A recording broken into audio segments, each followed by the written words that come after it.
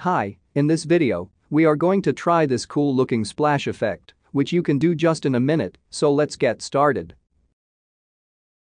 Start by adding a new layer over a blank canvas. Then select your brush tool. And here I have these charcoal brushes, which I will link in the description, so you could download them. And just simply choose any brush. Now select the black color. Make sure the flow and the opacity is 100. And now just tap once with your mouse. Now click and drag the picture of your subject onto the canvas. And once you see this plus icon with your mouse, then just leave. Press enter.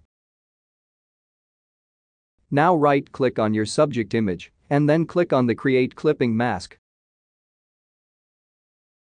And simply press Ctrl+T to transform.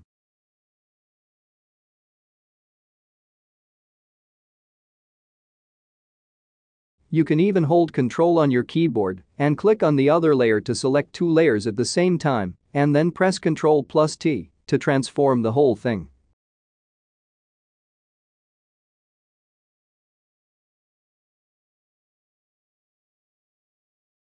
And turns out that most of you who watch my videos aren't actually subscribed, so if you like the content and want to support the channel, then please do it, it's free and you can always change your mind later.